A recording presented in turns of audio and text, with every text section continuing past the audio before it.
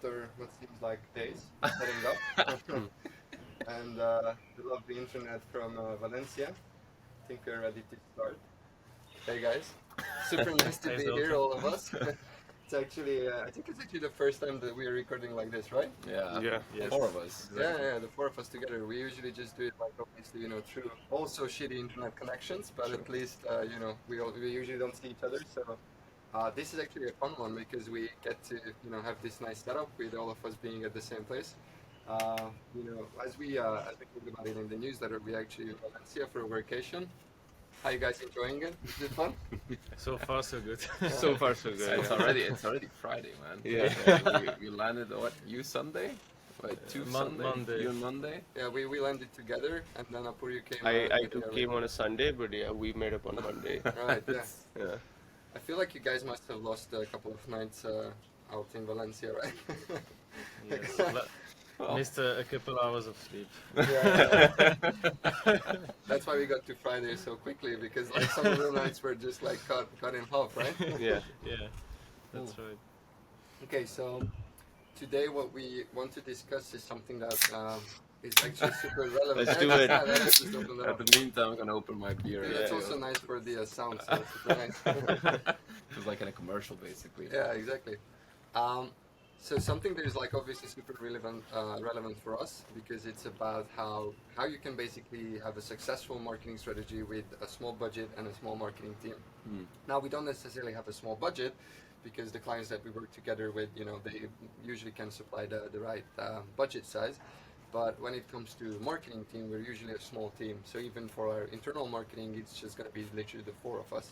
And I think it's often there's this sort of this misconception that for your marketing to be working, for it to be successful, you actually need this huge team. You need a lot of people, you need a lot of people specializing in some different areas and all of that, and you need like a huge budget like Coca-Cola has because otherwise your marketing won't work. And I guess without sounding too vain or I guess we are the living living example that it actually can work without a huge marketing team, and we see it all the time with other teams as well, even with internal teams, so not just agencies. And before we start this conversation, I just wanted to talk about two, well, not really marketing, but more like sales. But I feel like that's also sort of like a direct form of marketing. Two sales encounters that we had here. So one was the beer, if you guys remember, in one of the nights when we were out, when the guy was literally almost like, it's I'm not sure how to say this without sounding like a dickhead, but I guess he was sort of like a homeless person, no? Like he seemed like he doesn't have, a 9-to-5 job or something. And we were outside drinking, and you remember that the guy came up with his bag of like beers. Yeah. Yeah. I think that's being at the right place at the right time. Yeah. I mean, everyone wants it. Everyone's outside. No one wants to buy it from inside because it's maybe a little expensive. Everyone's sitting outside, and he's just at the right place at the right time when people need it, and they're also in a group setting where actually people will drink it. So he's actually meeting that demand and supply thing there. So yeah. So just for context, we were basically outside in front of bars, and there were a lot of young people, just drinking, having fun. And we saw, I think, two dudes, one or two dudes, just walking around with like literally a plastic bag. Plastic, white, black. Yeah. Bag with like beers inside. Yeah. Like freeze cold beer. Yeah, cold beer. That was the best part. Yeah. Was it cold? It was cold. Yeah. It was. Right off the fridge. Yeah, exactly. So, I guess, and I remember when you first saw it, Thibaut, you sort of said like, oh yeah, because you're just gonna want to drink, beer from this random stranger out of a bag. And then he literally like sold it to people who were actually happy that he could sell it. I put jumped on him. I was like, oh man. Yeah, exactly. So I think that's like, obviously it's not the same thing, but that was sort of a fun way of how can you actually make things work, even in a situation when you don't really have a lot. All you do is, you can go to the shop, you can get a few beers, and then you just basically go to the demand, basically go there and sell it. Yeah. That was a fun one. And then one of you guys can talk about like the dinner that we had last night, the guy, the waiter, Oh my his god, sales skills. he was genius, this guy. I think what happened, so we walked in, and the guy was like, do you want some wine? And yeah, Ford looked at me. He's like, yeah, of course we want wine. Yeah. And then what was it again? He's like, can I make a suggestion? White wine, and you were like, I want a Sauvignon Blanc. Sauvignon Blanc. It's like, I got the best wine. I'm just gonna bring it to you. And he was so good in sales. Like I felt he was like, I think the best thing what he did was we were at the first ball, so we ordered the first ball. He's like, okay, this is the price. Are you guys okay with it? We're like, okay, let's go with it. And I think what happened, like he put the what was it? Like the cold holder, whatever.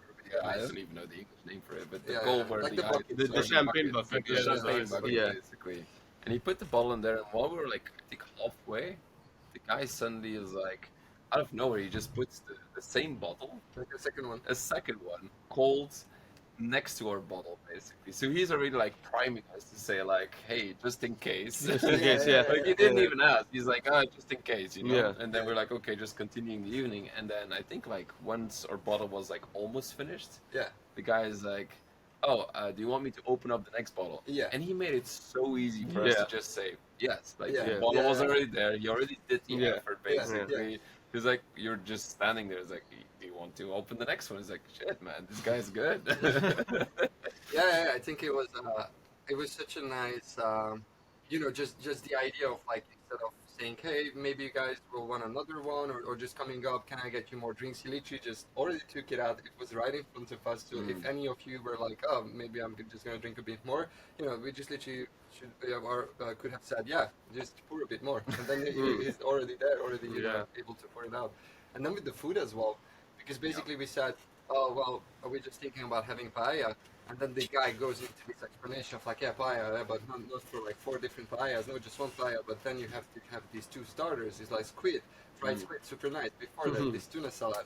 And he was basically like, just right there with the answers. Just we don't even have to think about the menu and all of that. He's just like, yeah, get this, get that, whatever. I did notice, like, with the table next to us, I'm not sure if you guys heard that, but the guy next to us, he actually did something very smart called social proof. So what the guy did is, like, there was a table next to us, and suddenly he's like, yeah, I would propose the salad and the squid. He was proposing the exact same thing, by the way. Yeah. Salad, squid, paella, just to, like, you don't need 2. So he actually is like, you don't need 2, because we were going to order 2 paellas, and actually he broke that. It's like, no, you just need 1, basically, and then I'm going to sell you all the other stuff, basically. So that was super smart. Really. He's like building that trust by saying, no, you don't need that. I'm going to be advising you guys. But I'm going to be advising you other stuff. Exactly. So with the other table, he did the exact same thing. And then what he did is he was looking at the people, and suddenly he turns to our table. I'm not sure if you guys saw that. He turned to our table. He's like, "That's exactly what these guys are having." So he was already like social. It's like I sold it there, and these guys also took it, so it's a good choice, basically. Even though we might not have liked it. But it's like, these guys also did it, and they got the exact same thing: squid, salad, also the paella. I was like, oh, this guy just upselling everybody here. Yeah, that's pretty smart. I think the cherry on top would have been if he had like a live testimonial, like just turn to us guys, hey, is it good? And we say like, yes, he already has the testimonials as well. That would have been even smarter. It's like, do you guys like it? Yes. And then it's done deal, basically. But anyway, so like, coming back to the main topic, I felt like that was sort of to me, it was super fun to see that, basically he had the same resources as every other waiter has, because he didn't have anything else. Like, it's not like he had other tools or something. He was just basically using these tools smarter. He was, actually sort of like wine and dining us, because he was literally like, you guys want wine, you guys need to get this and that. And I think that's like, that's a really good example of, even if it's just the one person and without a large tool set, you can still make like, different sort of strategies and tactics that will help you sell more, basically. That was a fun one. Yeah, that was a smart guy. Like, I think we all loved it. It was like, but then I think there was a moment where we didn't leave him anymore. What was that? There was a moment where he broke that trust. I think it was with the wine. It was with the wine. It was with the wine. Yeah, it was too quick. It was too quick. I think. Like, I think the timing. Yeah. If he came with the wine a bit later, when we actually finished the wine, it would have been a little better, because then we know, like, he's just trying to replace it with a newer wine. Yeah. But he got the second wine when we weren't even half finished with the first one. So maybe like if he timed it right, like when we were almost about to finish with it, we would have thought like, okay, Proactively. he's proactively Yeah. seeing like, okay, they need more, Mm. but we weren't finished, and that's when we started thinking, like, okay, maybe he's just trying to sell us more, just without even thinking anymore. Yeah, Yeah. I think he also made the wrong move saying like bring the first bottle. He said okay, it's 31 euro, and then he said, oh, but you can actually price it. And then we started thinking about it, and then when he brought the second one, he didn't talk about this discount anymore. So that's probably where the trust was broken. Mm. Yeah, yeah, Because he could have said, you want to open the second one? It's 25% discount. yeah. And then we would have Yeah. been like, Oh, okay, that's a fine. good offer. And then you order these like 25, that's like 5 or 525 straight away. 25 straight, Like, yeah. that's not gonna work out. So yeah, make sure that when you promise something that you actually do it. Yeah, yeah, yeah. So sort of the main topic is about if you have just a small team, what can you do? So the first question would be from my side. What do you guys think you could do if you just have like a small team with not a lot of resources? What can you do to sort of maximize the effort, maximize all of the resources that you have, maybe the time as well? So how can you sort of optimize that? What do you guys think about that?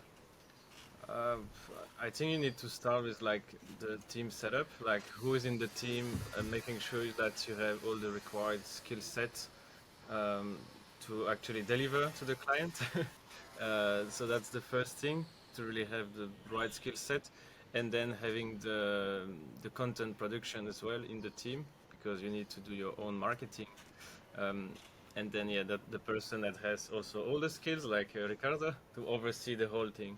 So I think that's the first Like point a I would skill gap analysis, basically. Yeah. It's like, what do you want to achieve? And then based on that, it's like, what skills do we need internally, but also like externally, I assume, because people hire us for external resources because they can't do it. They don't have the expertise in house, or they have the expertise in house, but they want to scale further.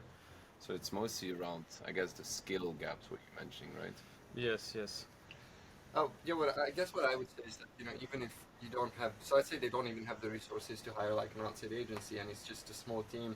They literally are just, building a SaaS or any type of product. Let's say it's a startup. I think even without, all the necessary skills, so let's say you don't yet have someone who can do marketing automation, we don't have yet someone who has like, really high quality technical skills. I think even if you have someone who is like at least experienced in content and knows how to create valuable content and actually knows how to sort of understand the needs of the target audience, that's already a good start. So if you have like 1 or 2 person team, that's already something that you can do useful stuff with, even if you're just not even someone who can, I don't know, set up again SEO or something, but just to understand the basics of like, okay, what are the core needs of my, first of all, who is my target audience, so who am I Yeah. targeting? That's obviously going to be the first step, but then like, what are really the core needs that they need, and how can I actually provide value for them without having all the resources to, I don't know, use ads and stuff like that. I feel like that's a major add-on already. The advantages of having a smaller budget is that your budget restraint is like, for us, we're like 4 people. We need to focus on certain things. We cannot just do everything. We need to do a few things very well instead Yeah. of doing everything at the same time. I think that's the problem with having large budgets. We're gonna do everything, but nothing very well because Yeah. you're able to do it. So I think like with having a smaller team, like even if it's just one person, like you need to decide what is the thing that I need to be working on right now. Taking the example of Stefan, Yeah. the CEO of Dream Data that we talked to. It's like, hey, you know what? I just did one thing very well, which is just going on podcasts Yeah. for the coming like 6 months. Just gonna talk, and then the second thing was like events. Yeah, So he yeah. started like with one thing, doing that very successfully, and then Yeah. probably like now outsourcing that to somebody else. And he's like, okay, the next thing is live events. Okay, let's do that. And then you can hire somebody each time, every single time to build that, but you need to do one thing very first. I think that's the same thing when you look at why people fail at social media. They always do like, oh, we need to be on TikTok, Facebook, Instagram, Twitter, whatever, because those are all the social media platforms. And what they do is they build this one blog piece, and then they just, I don't know, use Buffer or Hootsuite to just like Yeah. push it out as like, oh, it's done. My Yeah. job is done. Yeah, put it on all the social media platforms, and then you basically say to everybody, "Can you please like my post?" Yeah. Please. I guess, and we sort of discussed this. You guys have already touched upon this, but it's sort of like the Pareto principle can be used here of like the 20-80.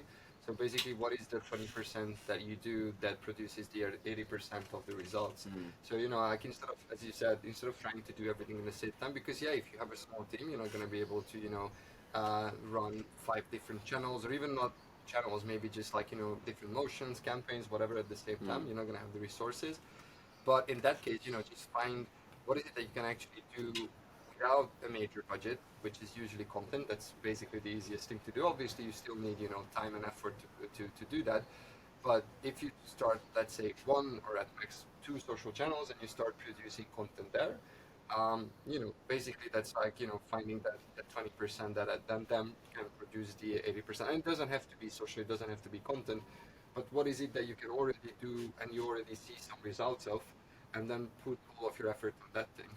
Yeah, I think it can be like any channel. Like it could be ads for you, it could be content, it could be SEO, it could be anything. Like I think you just need to pick one, depending on your ICP and depending on like who you're targeting. You pick one and you kind of like put fuel on that. And if it works, great. Just keep putting fuel on that. If it doesn't work, after a period of time, switch to another channel. But I feel like it could be any channel because for different businesses, it could work differently. For Yeah. e-commerce, in the beginning, it's best to do ads, Yeah. right? For a SaaS, maybe it's best to do content or podcast, like he said, right? Or for any other industry, it could be something else. So depending on your industry, I feel like just pick one, like we all talked about, just pick one, and till it works. If it works, keep on doing it. If it doesn't work, change it. And if it works, right, you'll automatically start getting more budget for things because if it's Yeah. working, you're getting more budget. Then you get the budget for the secondary channel, right? So then you start the secondary channel once it starts working. But if it doesn't work, then you keep switching, say every 2 months or 3 months or maybe 6 months, depending on what the cycle is. Because for SEO, it could be 1 year. For ads, it could be a week. For content, it could be 3 months. It could be anything. So just I think like picking one channel, keeping at it, and then moving on to the next. But it could be any channel for sure. Yeah. I'll add an extra layer to it Yeah. because I think it's the ICP, but also the current demand in the market. I'll take the example of Dream Data, for example. These guys, they've built a new category almost. It's like, okay, it's like, not really dashboarding, but it's like, tracking, I would say, for B2B companies. This is something quite new in the market. But if you take, for example, so they had to create the demand. So if they would run like Google Ads in the beginning, I don't think it would have worked because it's a new Yeah. category that was being Yeah. built. If it would be like, let's say, I don't know, skincare for pimples, basically. No, that people search why they have pimples and what they need a solution for. So you're probably going to look more at channels where you can capture the demand before like creating demand. Yeah, I would right. say. Yeah, and I guess it also, like, you could argue that, oh, if it adds, then I'm already screwed because you need, a large budget to run ads. But I don't think that's also, necessarily true because if you think about it, if you're able to, like, really find that small niche target audience, you can segment it right, and you know how to, test the right visuals, test the right messaging, test the right offer. Yeah. Then you can basically, even with a smaller budget, just start small scale, but just make sure that you can, basically produce the visuals, the messages, whatever, the copy in a quick enough turnover time that you can, if you find something that works out, we actually talked about this yesterday, then just make sure that you double down on that. And then always just like, try to find the winning ones and then just, put money into that. And you don't really specifically need a large, amount of money for that.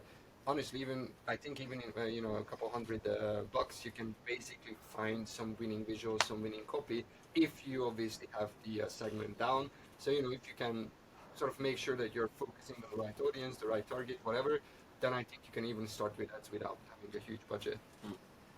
But it's one budget, but it's also people, I would say. Yeah. Like, I think the concept is like small team. And I think with the 4 of us, we can cover a huge amount of work, even with a large budget. We can still cover most of it, basically. Yeah. But it is true. Like you can start testing small and scale from there. I mean, we've been doing that quite some time already. Yeah. I believe that the most important then is to build systems, because we see it now. We are only maybe 2 years old as a company. That the more you grow, not in terms of number, but the more you grow in terms of reputation, the more you need to build those systems that help The you structures, basically. spend more time on strategy than execution, and because then you grow in number, but not internally, but with freelancer, for example. Um, and by having those systems, you are able to brief quickly those people to get the result that you want faster, because that's always a pain. You've been through that. Still true as So, well. because we hear a lot about like, oh, go on Upwork, you find your freelancer and you're good to go. But yeah, it's not more as easy complicated always. than this. Because Yeah. you talk to 10 people and like the result is always so. Yeah. So yeah, it's really having that system in place in order to scale. And yeah, that's, you build more and more system. You have a Yeah. whole ecosystem, and then you can grow. Yeah, no, I can definitely attest to that. The more structure you have, the more you're able to, actually do things without always thinking about, okay, I need to do this now, I need to do that now. Because I guess one of the biggest difficulties with a small team is that you're not going to be able to delegate all the stuff. So it's not going to be like, oh, I have 5 guys to do this. So basically, I can just tell them, hey, can you do the research? When you get to the point where you can actually sort of just overview and manage and delegate, that's a really nice point. But let's be honest, even before that, you can produce the content. So we are already putting out a lot of stuff. We are already creating the videos, the podcasts. We are running 2 podcasts now. We are, creating the LinkedIn post. We have been creating the PDFs up until LinkedIn decided that it doesn't want to actually put them out. But like you can already do a lot of things. And I guess, yeah, as you said, the point is just to try to structurize it as much as you can, because until you have a nice structure for it, it's basically always like not I wouldn't say putting out fires is not a good word, because it sort of has the connotation that something is like going really wrong. It's more like you always feel like, at least from my end, I always feel like I'm behind what I want to do, because I always have to think of like, okay, now I want to do this, but at the same time I have to do these other Yeah, things. yeah, and I feel like if we actually think about it, the difference between small teams and big teams, too much structure is also sometimes bad, right? Like in the beginning, we Yeah. need structure to get somewhere, and we're at this line where it's structured and we're able to do things. And then there's a point when the teams get too big, and then you have a lot of structure, right? You have too much structure, and then you're stuck inside that structure because things are not moving. Now, maybe there's like 4 levels of approvals that you need.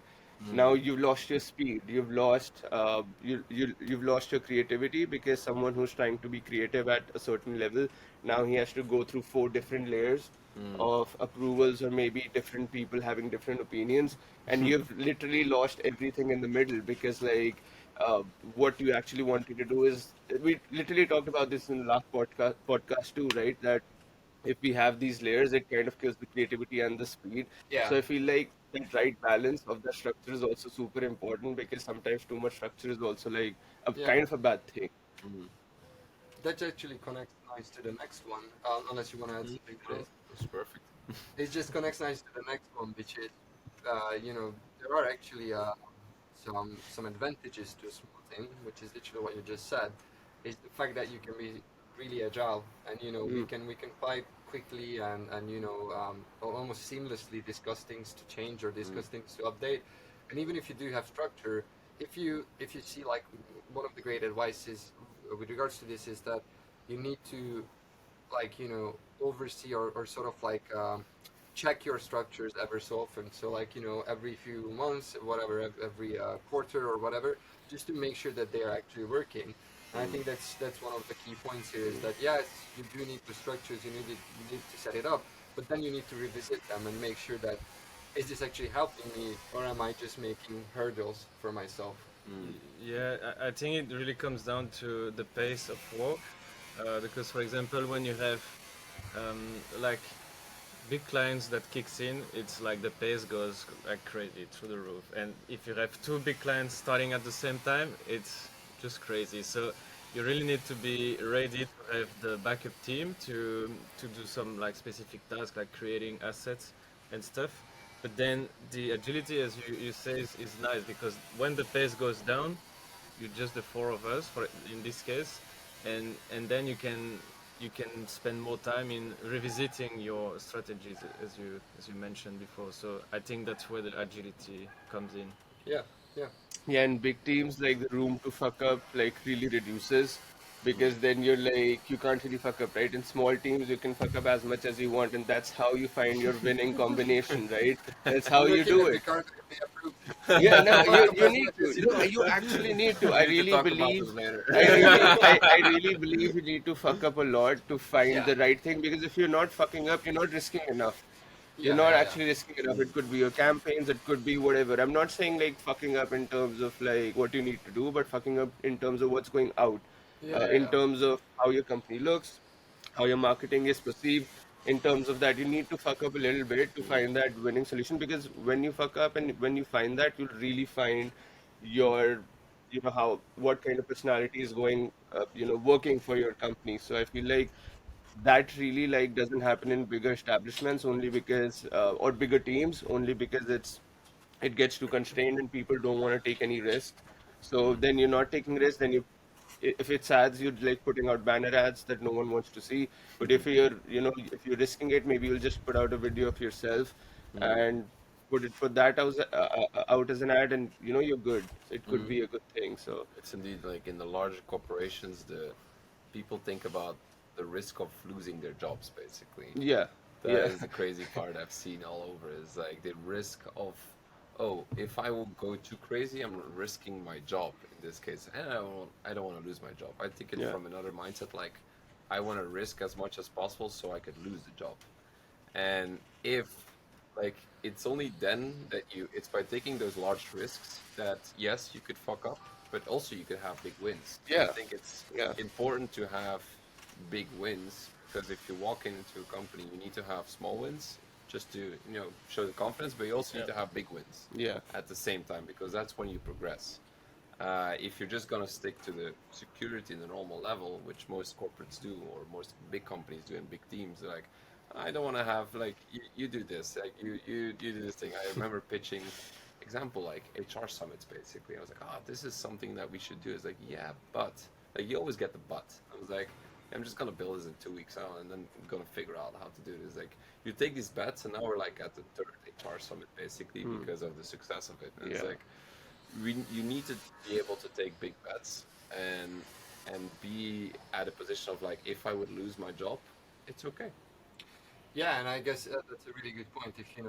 If that decision wasn't down, well, it wasn't down to you because you didn't say the final yes on the Azure Summit. But if it were to be like a bigger team, it could potentially be, the same issue that we talked about, like too much structure. It's like the hierarchy can stop that because maybe someone at the top is like, oh no, that's just like a lot of effort. That feels like too much options or too much possibilities of actually fucking up somewhere. Whereas when it's like 2-3 people that are making the decision or are actually using the creativity, it's much easier to come up with these big swings because you're like, oh, what is it that we can lose? Yeah, Basically, there's not much to lose anyway, so you're you're ready to like do whatever you want. yeah. Because Yeah. there's not a large budget in it, so it's not gonna be like, hey, I actually fucked away like $500,000. It's not gonna be like that Yeah. because you don't have the budget. You basically can take the big swings without all Yeah, of the major yeah, risks. yeah. But I think you should be able to fuck up. So Yeah. yes, you can fuck up. Just Not for everything. I think you should fuck up, but you should also correct when you fuck up. Yeah. So I think that's the big thing. So if you fuck up, which if you don't fuck up, there's something wrong because that means that you're not taking enough risk, I feel. So, and that's what you can do in a smaller team. You can take the risk, you can fuck up because we all fuck up basically. We should fuck up at the end of the road. Like, I remember sending emails to like, with test emails, like to a bunch of people. It's like, oh fuck. Yeah. And that's when you notice, like, okay, next time I'm gonna send a bunch of emails. That's market how you learn automation. how to use the tool. Exactly. Exactly. Yeah, it didn't work. Like, I ask this question sometimes, but like, I feel that anybody that has worked in marketing automation, if you haven't sent out a bad email that was fucked up, Yeah, like It will you come have, soon. they will come soon, or you haven't worked in marketing automation too much. not setting up the tracking Not, or yeah. not the tracking or like the variable, the first name, hey, first name, like all of that Hey, stuff. first name, Yeah. Like if you Yeah. haven't fucked up there, you haven't tried it enough, or Yeah. you're very, very picky. But Yeah, it's, yeah, you should have fucked up. yeah. Um, so I think one of the something that can come up is like, okay, but if I have a small team and even if I find like the right channel or the right direction that I want to take, okay, the motions, I know what I want to do, but then what do I do? How do I actually sort of prioritize?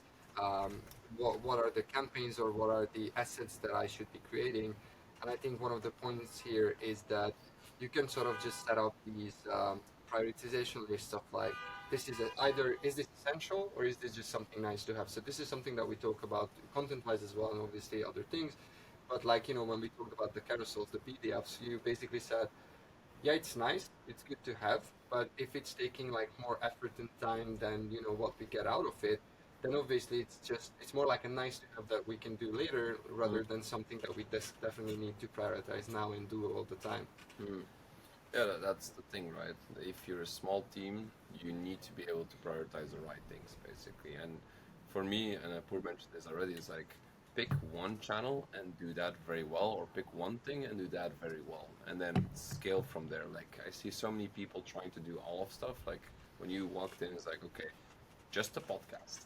We just need one podcast to make this work. We want to be the best podcast because I said this to the last podcast guest was Sam, like Sam Sam. Kinley, yeah. I said like KPI for you is basically how many people said that this was a well-researched podcast. Basically, like the questions were well-researched, and I think every single podcast guest we had So far, 100%. Yeah. so far 100% said, man, if you come on like these questions, it's really personal. Like you went really deep. I think even Sam reached out to you, was like, Yeah. hey, I want to know what your process was to do the research, basically. That's He cool. doesn't know I'm a spy, so You tried to connect. You him did with some it. background checks instead.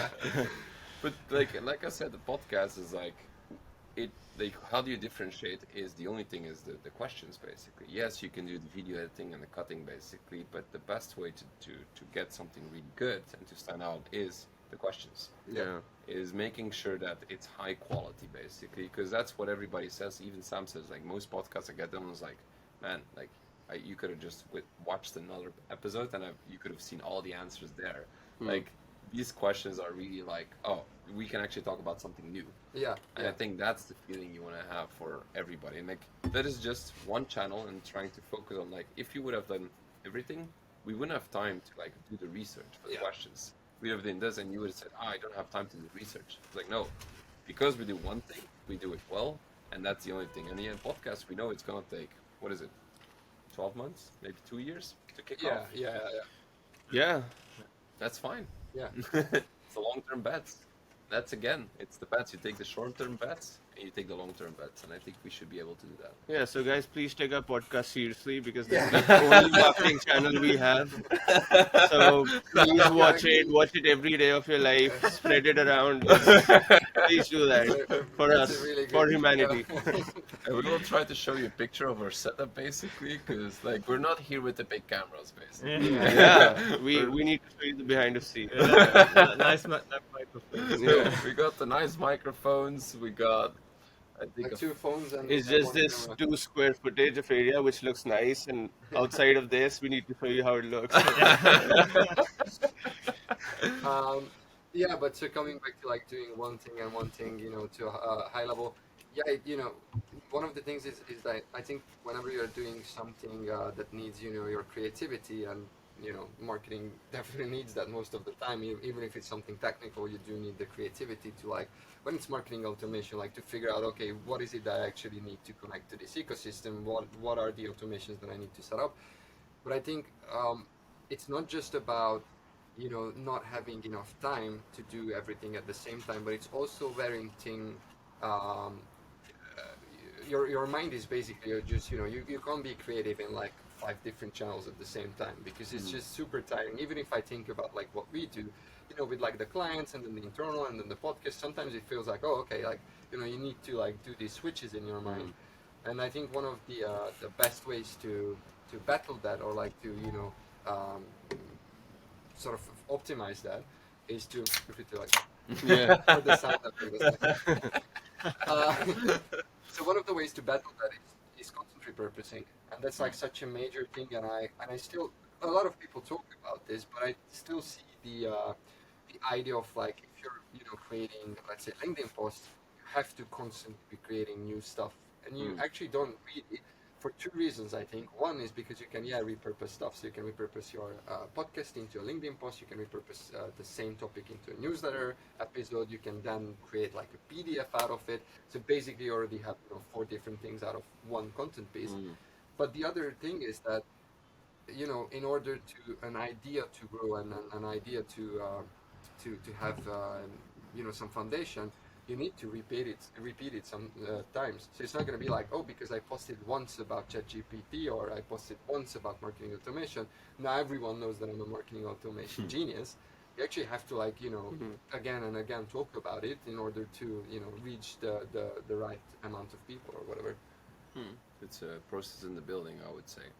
Like, you need to take these long-term bets. I remember when I started my career, I remember reading this blog post from Brian Belfer, now reading Reforge, and he had a blog post which I loved. It was like, if you're young in your career, focus on like one channel that exists in order to cover your base. And for example, for me, that was Facebook ads and Instagram ads. So just like, okay, this is something. There's a lot of experts in it, but there's still room for like getting clients basically. And then the other one was like, take a second channel that you're taking a bet on, where you're like, this is gonna grow crazily. Yeah. And if I spend 2 years in this channel, all the experts that were like Facebook experts will look at LinkedIn as like, I will be already 2 years ahead. Even though I'm like 23 or whatever it is, back in the days, it's like, I was already 2 years ahead of people, because they were like, okay, how do I make this thing work?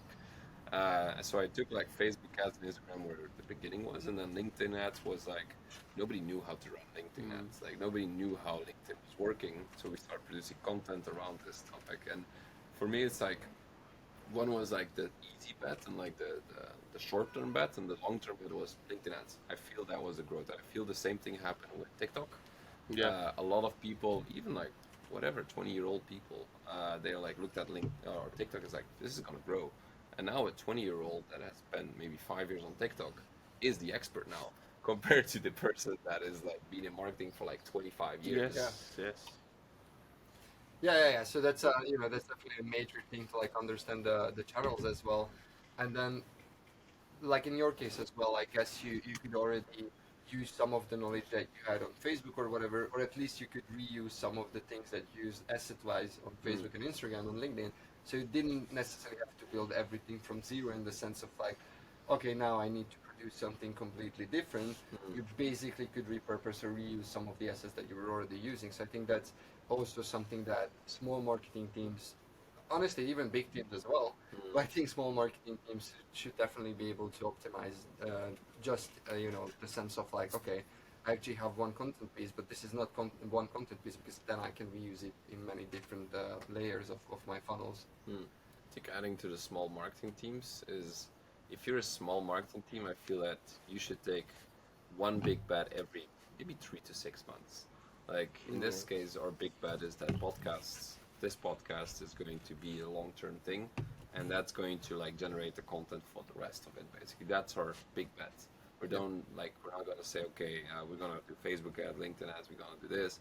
No, we just do one thing very well. And I think for small channel or for small teams, I think they should figure out what's the best thing I should do. Stefan, for example, did, okay, I'm gonna go on podcast. I'm not even gonna create my own podcast. I'm gonna go on podcast. Yeah. And then I'm gonna do live events. But like, take one big bet at the same time, and then grow that from there. Yeah.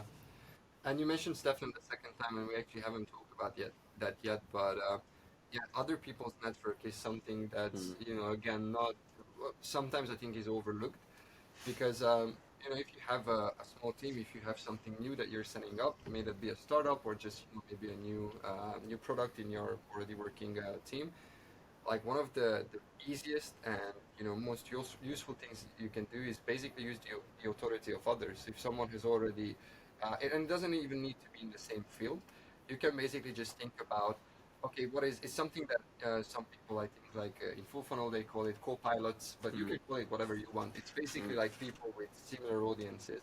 If you find the type of people that are talking to similar audience that you want to be targeting, you can basically create value through their assets. So if Yeah. they have assets in the sense of like blog posts, it could be social media posts, whatever, you can sort of reuse that, obviously crediting them, or you can just comment on their post and then basically show your knowledge in the same area and your expertise. Or in the case of Sam, you can literally get in contact or try to set up partnerships with already running podcasts and provide the value to the running podcast in that sense as a guest. So that, I think, is also a major thing that you can do, is basically just using other people's network. Yeah. You don't need big budgets for that. Definitely not. Yeah, Just time. Just just time. time. Yeah. And then I think lastly, maybe what we could talk about is some of the tools that we use, because that's something that we might actually talk more in detail about ChatGPT later. But not just chat, but like some of the tools that we use to speed up the process of creation. And that's, I think, also something that is really important for these smaller teams, to find the right tool sets that can help them automate some things that they do, or just help them produce the assets that they need for their marketing. Well, before you have the tools, that's I think where people get stuck. It's like before you do tools, you need to figure out the system. Because if you don't know the system, if you don't know, we need to have one video post long form, then we're going to cut them into short forms, then we need a copy for that. If you don't know what the steps are, you don't know what to automate. And I think that's the same thing with marketing automation. Like, you first need to know what do you want to market, what do you want to automate, and then you automate. Yeah, something I saw on this that is interesting is not trying to automate for the sake of automating. Like you need to at least have to do certain tasks like 20 or 30 times before it's worth automating. True. Because by doing it by yourself, you also understand that what can go wrong and how to do it. So yeah, just make sure that you don't, because if you do a task once a month and you automate this, you will spend more time creating this automation than actually doing the task. Yeah, I Yeah. mean, I did some marketing automation once for this e-commerce store, which was called My Bike Shop, and they asked me to do automation for the sales process, right? I was like, yeah, I can do it. I mean, I know everything about workflows, HubSpot workflows, I can do it. And I was like, oh shit, this looks like a great automation. I created the whole flow and everything. I'm like, this looks like the perfect setup for their automation. They're gonna love it. And once that automation started, they got spammed with emails, they got spammed with tasks in HubSpot, and it was all over the place.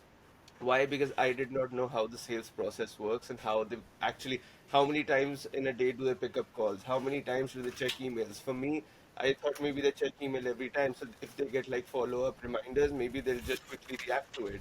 But in reality, like they were doing it much slower than the task and the follow-up emails weren't coming.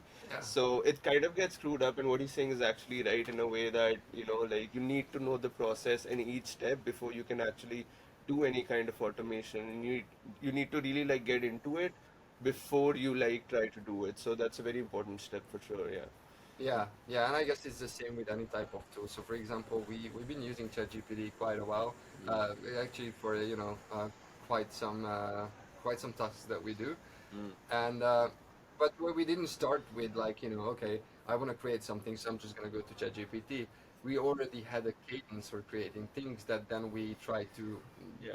like shorten the creation time with it. So it Yeah. wasn't like, okay, I'm going to produce my content just solely with ChatGPT. We already had the basis for it, and then we started to like maybe duplicate it, maybe make more copies of it, whatever, different angles and stuff like that. Yeah, it's really reconciled with what Apur was saying, because, for example, for ChatGPT, um, like I found that the way to use it, for example, for copywriting, is not to start from scratch, but already have the content piece that you created on your own, that you've seen results from, and then you just prompt what you did before and say, for example, do the same but for this case. and that's where you get the like amazing results. Yeah. Yeah. Yeah, obviously we're not going to get into like, I guess Yeah. major details of like how we do ChatGPT, but That's coming up next. that's coming up next. Yeah. So subscribe, otherwise we won't do it. Subscribe, press the bell icon below. Wherever it is. Yes, I guess as a closure or like a closing statement, we can basically say, or at least I definitely can say, and then you guys can add to it, is that I feel like you definitely don't need a big team. Obviously, if you have people with different, special skill sets or like, specializations basically, and you have someone who can do content, you have someone who can do SEO, you have someone who can do marketing automation, super nice. Yeah, it's gonna definitely help, but you don't need that. And even I think one of the most common things that we see with corporations is that they think just because they have a small marketing team, all they can do is freaking white papers and ebooks and like coloring things. It Yeah. really feels like we always come back to this, but to me it always feels like an arts and crafts department. So it's more like just playing around with crayons and stuff. Uh, Whereas to be honest, even like a small marketing team, you shouldn't like you can actually use it to produce really useful stuff and to actually serve your overall business goals instead of basically being like, yeah, well, we're already paying these guys. They can do like shitty lead generation. They can do shitty gated content, and that's pretty much what they can do. And I think that shouldn't be like that because, as we discussed it today, even with a smaller budget and smaller team, you can do a lot. It's a nice final closure, I would say. What do we add to that? Anything you guys want to add to Just subscribe down below. That's important. that? In that case, let's post the Valencia podcast episode. So, thanks, guys. Thanks. Just subscribe. Just subscribe.